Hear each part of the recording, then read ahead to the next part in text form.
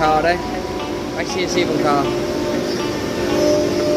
bác CNC phòng thờ, hai bộ, có bộ 1 bộ 2 nhé, giống kìa, cắt kìa, máy CNC này,